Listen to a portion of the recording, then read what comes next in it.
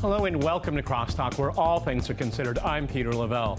Turkish President Erdogan got what he has long coveted, a popular mandate to legitimize his towering presence in the country's politics and social life. His critics call him a modern sultan. Does Erdogan's victory only divide the country more?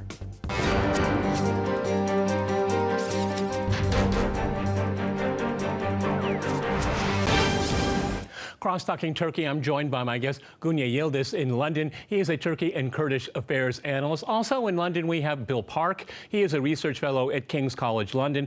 And in Beirut, we cross to Martin Jay. He is a freelance broadcast journalist. All right, gentlemen, crosstalk rules in effect. That means you can jump in anytime you want, and I always appreciate it. Gunye, if I go to you first in London, I read a headline here from Foreign Policy magazine, RIP Turkey, 1921, 2017.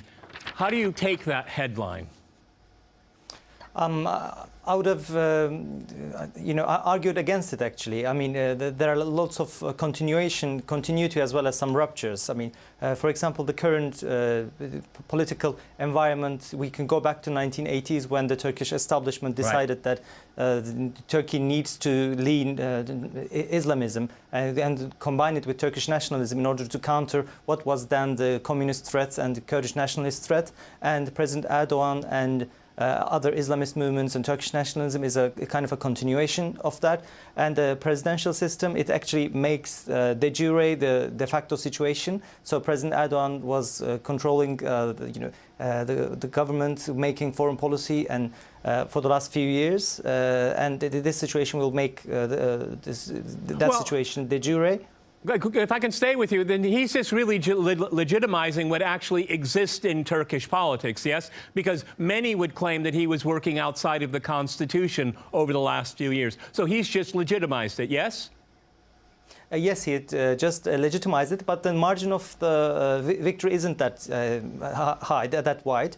That tells, if the margin of the victory was wider, that would have told President Erdogan that he can calm the domestic political tension and also mend relations with the Western countries, particularly European Union. But since the margin of victory is too narrow, it might lead him to think that he needs political crises in order to have his legitimacy, because he's a better manager of crises than his rivals. Okay, Martin, if I can go to you, I mean, there was a great deal of criticism of the campaign, of the referendum, and the yes vote media was given free rein. The people that were against it were shunned and not given as much media space. And then it was such a close vote. I mean, this is more problematic than it sounds. Go ahead. Yeah, it was a very close vote indeed, and I think it's that close. I mean, a cigarette paper between one or the other. I think that result is going to worry Mr. Erdogan very much. I think he's made a mistake. I really think he shot himself in the foot. I don't think he needed to do this, and now I think we have a whole new dynamic now in Turkey unfolding. The Gulf states in the Middle East, we're looking at him towards what sort of a country is Turkey becoming now? Is it going to become less secular and more like many of these countries in the Middle East, which don't really have an opposition party or any real effective press or independent judiciary? So I think there's a lot there at stake, and I didn't think he needs to do it. I think he's got tough times ahead, and I think now the issue now in Turkey for 2019 is whether he can remain in office and continue with this new return to the past. I mean, we're going back to the Ottoman Empire days of where the judiciary and the parliament and key institutions are now governed by one individual. So I think there's a lot for him to worry about. Hey, Bill, the outcome was such a razor-thin outcome that actually, in a way, could really galvanize the opposition, because there were complaints at the very end of the polling process that the way some of the ballots were marked, that they were beyond the confines of the electoral code. I mean, there were a lot of complaints about that. Does this galvanize the opposition right now? And I want to talk about different elements of the opposition later. Go ahead, Bill. Well, that is one of the problems. The opposition is very divided. You're right that the vote was very close. It might also have been fiddled enough for that margin to have been, in effect, cheating. Maybe the vote should have been no. But Turkey has been polarised in this way in all of the recent elections. It's roughly speaking 50-50 for and against Erdogan. So I think there are two issues. I mean, one is to what extent can the opposition unite to oppose Erdogan? And secondly, what can they do even if they do unite? The fact is he has 50% of the vote in a very high turnout, and he's had that kind of vote repeatedly, which is really pretty good for any elected politician. I mean, you don't get that in many West European countries. So he is genuinely popular. So I think the opposition certainly are bound to be angry and even depressed, but what they do about it, I think, is a much more problematic question. You know, Gunye, it's very interesting. Erdogan was very quick to starve off any kind of criticism from the Europeans and the Western world, because after all, you have Brexit about 50-50, you have Trump about 50-50, and now you have this. So, I mean, you could say that the kind of electoral, we see this polarization here. I mean, speak to the fact that the major cities, it's an urban-rural difference in Turkey. I've been to Turkey many times. Being in Ankara, being in Istanbul, you know, you see a secular society, you see a very pluralistic society, but you go about 25 miles, 50 miles out, it's a very different picture. Go ahead. Yes. I would say I argue with Bill that it's a polarized country, but I would add to that that it's a fragmented country. It's a multipolar country. Yes, it is polarized on being against Erdogan and for Erdogan, but it's a further fragmented country, and the largest fragment in this society is pro-Erdogan camp, and you have other fragments. So in this environment, if you ask a binary question like it's yes or no, President Erdogan can divide the opposition by referring to several things like Turkish nationalism, which will divide Kurdish and non-Kurdish opposition, or Islamism, which will also divide Alevis and Sunni Turks. And also he can tap into anti-Western feelings, which is widely shared across the political spectrum, including secularists, nationalists and others. So he has a lot of ways to divide up the community. But this is the first time Erdogan is losing the majority in Istanbul. This was a town where he was, as you've mentioned, he was a mayor in mid-1990s. And people I've spoken to within the AK Party circles seemed genuinely worried about the fact that they've lost their majority in almost 8 big cities in Turkey. You know, Martin, critics will say this will give Erdogan more fuel to stamp out the remnants of the alleged coup that not long ago, you know, reintroducing the death penalty. You know, politicians know how to conquer and divide and conquer, but I mean, if having such a diffuse opposition right here doesn't necessarily bode well, okay? Because you know, you'll have the issue of the Kurds. We have Syria. And we have the ambitions of Erdogan in the Middle East, which can cut all many different ways here. Go ahead. Yeah, I mean, but don't forget, at the moment, as we currently speak, he's in a very good position in the Middle East because most of the important players here have a great deal of respect for him. He's even got cordial relations with Israel. So I think in terms of actually cracking the whip and doing anything radical, I don't think he can do that. I don't think he can do what he might have expected to do with a larger majority from the referendum. I think now what he has to do is actually change course and become a centrist politician. He must now reach out to the Kurds, take advantage of this, and try and breathe new life into the peace agreement which collapsed in July 2015. You know, he needs to actually build bridges with the Kurds because they could be a huge problem for him in Syria.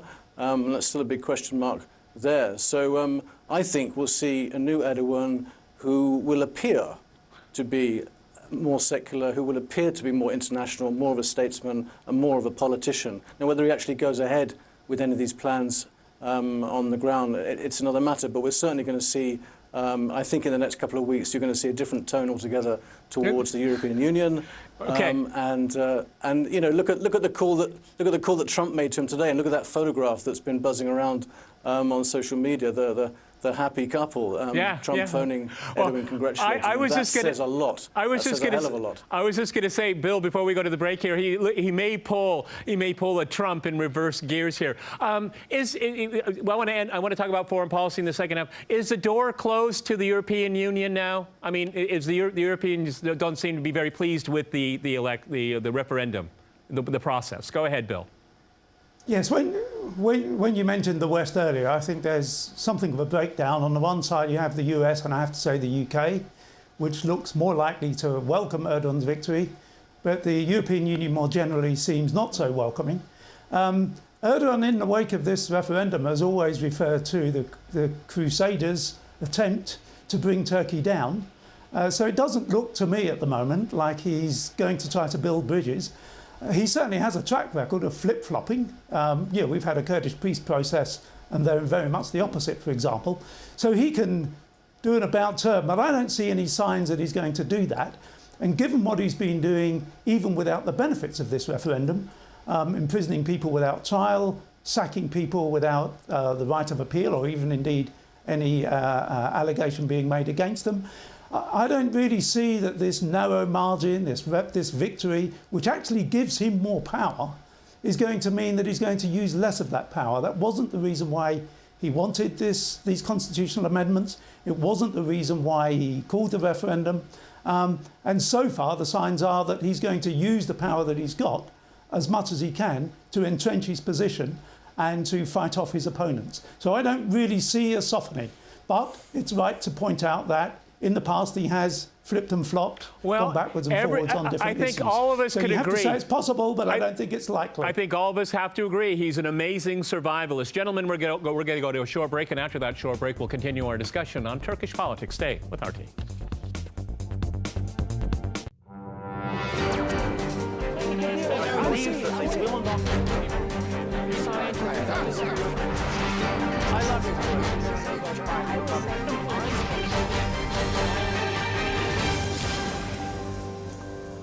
Welcome back to Crosstalk, where all things are considered. I'm Peter Lavelle. To remind you, we're discussing Turkey's changing political landscape.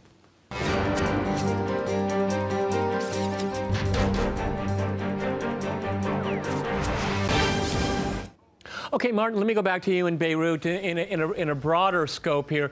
What is the future, if we can use Erdogan and the Turkish example, because Turkey has been used an example as a democracy in a Muslim country. I mean, what is the future based on this referendum, his political ambitions?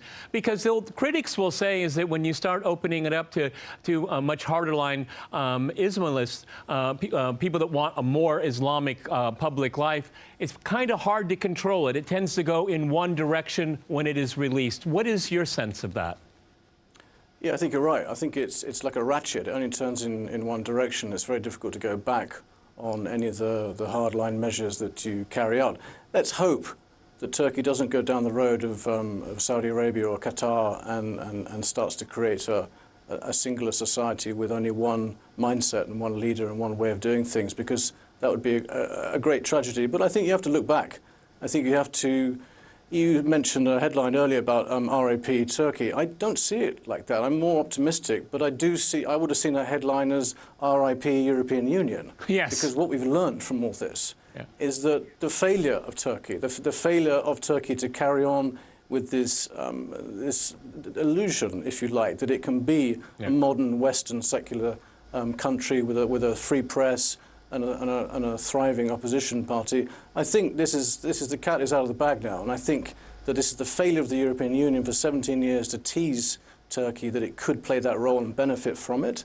But I also think it's a failure of the actual model itself. Western democracy, as we know it, isn't really working anymore, and it's not even really working very well in old Europe, in France or Britain. So, you know, for those countries on the periphery of the European Union, which look towards Brussels for assistance, for aid, for a new future, and wanted rewards in return, Turkey got a very bad deal. And Turkey's message now to the rest of the entire Mediterranean basin is that, you know, you can't take Brussels very seriously because, you know, look what happened with us. We didn't get anything in the end. But to go back to what it could be, I think there is a real possibility now that I'm not so sceptical as you are, Peter. I think there could be some golden nuggets to be gleaned from this, and one of them is I think Turkey could get quite an interesting deal with Brussels now. We could see new calls again to go back to this offer of visa-free travel for Turks in Europe, and that's really all they need. That's what they want. They're not interested in European Union membership. You know, it's the one thing that the opposition and the incumbent government agrees on, which the European Union membership isn't really worth the paper it's written on. I mean, some Turks I talk to on a weekly basis tell me they're not even sure if the European Union, as we know it, will be around in 5 or 10 years' time. Exactly. You know, but a visa-free travel deal, you know, a visa-free travel deal is something that I think you'll see in Turkish newspapers talked about again. Gunya, you know, go ahead, jump in. That's the point of the program. Please do. Yeah, Please do. Yes, I'm more pessimistic than Martin on Turkey, the prospects of Turkey-EU relations. If you speak to the senior political advisors of President Erdogan, what you hear is that the European Union doesn't play a significant role in Turkey's strategic calculations. There are three main capital cities that play a role in Turkey's calculations, which are Washington, London, and Moscow.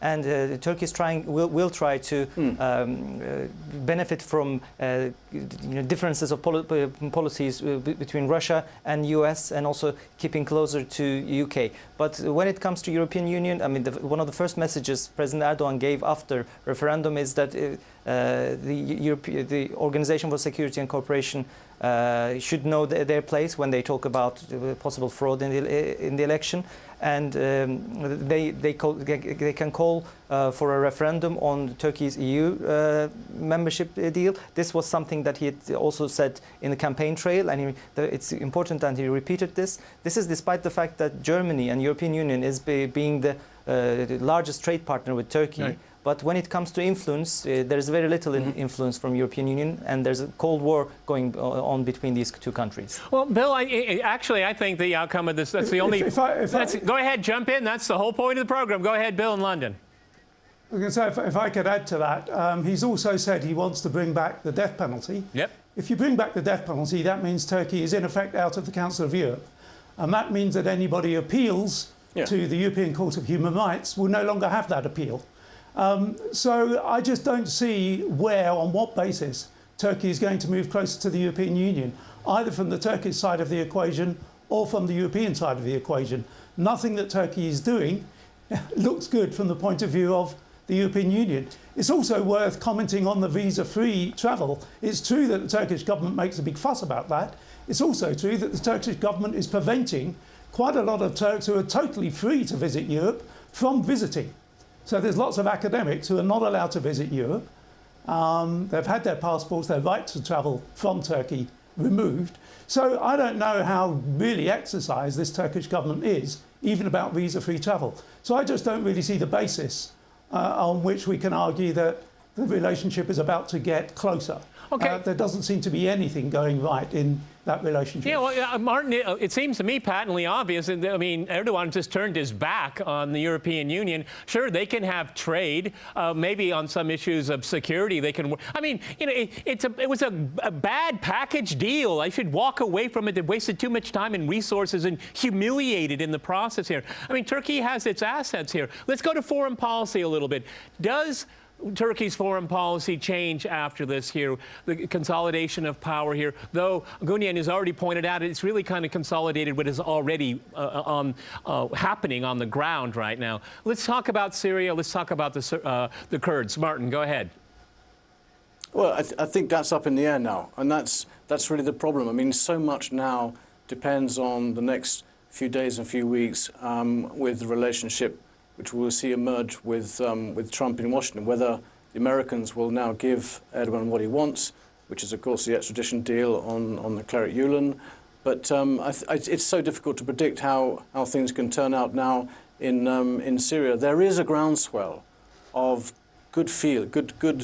of positive feeling here amongst many Gulf Arab states in the region, that now is the opportunity, believe it or not, to go back to this old idea looking at the old idea of hitting Assad in Syria. And this it's been coming up again and again, you know, and we've seen in Washington that actually Trump's attitude towards the Middle East and Syria in particular is more or less mirrored by Obama's legacy. There's really not much difference in it at all. And if you look now, many of the positive rhetoric that's coming from Saudi Arabia and Qatar and even Israel, you get the feeling that we're looking at a new campaign. And this is what I think. Yeah, but that Martin, maybe Erdogan might be looking all of the at. countries you just mentioned, I can understand here, but there's one caveat here: Turkey and the Kurds. Now, how does that play? So, okay, regime change is in play again. Okay, fine. How do the Kurds play into that? Because that is Erdogan's Achilles heel. Go ahead. It's his Achilles heel, but it also. Go ahead, finish up, Martin, then we'll go to Bill. Go ahead, Martin. I think briefly it's his Achilles heel, but I think it's also it also could be a feather in his cap. He could play it if he manages to consolidate with the Kurds in Turkey. Perhaps he can renegotiate some sort of deal in the north there with the YPG groups that hold so much of that territory up there. And don't forget, these Kurdish groups in Syria can go anyway. Yep. We just don't know what the future is. They could even side again with Assad. So, sure. I mean, there's a lot to play for. Bill, you wanted to jump in there. Go ahead, Bill. Yeah, I was going to say right now the ongoing issue is that the Americans have basically aligned themselves with the Syrian Democratic Forces, which are basically Kurdish-led, in the forthcoming attempt to liberate Raqqa. And Turkey really doesn't like that. And at the moment, there's no signs that the US are prepared to shift that position. In fact, it's a Pentagon position more than it's a Washington position. And I think Trump is inclined to leave things to the Pentagon in any case. So there is a very big issue between Turkey and the US, which is US support for the Kurds, which Turkey really doesn't like. As regards Assad, that's not in the hands of the US or of Turkey. That's much more in the hands of Moscow and Tehran. Yep. And they don't yet look at all likely to dump Assad. If they ever get likely to dump Assad, I don't think it'll be Turkey that persuades Russians of that. It'll be Washington, that they will arrive at a deal. So I think Turkey's basically been sidelined to a large extent, although not entirely, through its own fault. But it's been sidelined on this issue. The US has aligned itself with the Kurds, Russia has aligned itself with Assad, and Turkey doesn't like either of them. And Russia can talk to the Turks, it can talk to the Damascus government, and it can talk to the Kurds. Yeah. Interesting arrangement there. Gunya, you've been very patient in London. Jump in, go ahead. One line of argument, Peter, which I think that's no longer valid, is to think Kurds as a subcategory of Kurdish politics, as a subcategory of Syrian politics, Turkish politics, Iraqi politics, or Iranian politics. I think Kurds have become like an actor in themselves, and different parts of the Kurdish areas in these different countries are increasingly interlinked. So, and Turkish government is very well aware of this. So the Turkish government's policy towards Syrian Kurds is very much determined by the problems with its own Kurds. And Erdogan's politics is a strange mixture of being ideological but also being pragmatic. And your viewers might remember, shooting down of the Russian fighter jet and Erdogan supporting that decision, and then a few months later going back and changing his position. So he shows that he's very pragmatic. But it depends on how he interprets the results of this referendum. As you mentioned earlier, there is a strong support, the support for the no campaign from the Kurdish areas. If President Erdogan interprets this as that the political repression on the Kurdish movement hasn't worked and hasn't produced enough of a result, then he might seek to engage with that political movement. But if he thinks we've increased our votes, so the repression on the Kurdish movement works, then he might continue down that road. But one thing, as mentioned earlier, clear is that Turkey's Syria policy has failed, but the biggest failure came with the Syrian Kurds. I have to jump in here, gentlemen. We're out of time, but one thing is for sure. The Turkish president is a survivalist. Many thanks to my guests in London and in Beirut. And thanks to our viewers for watching us here at RT. See you next time. And remember, Crosstalk rules.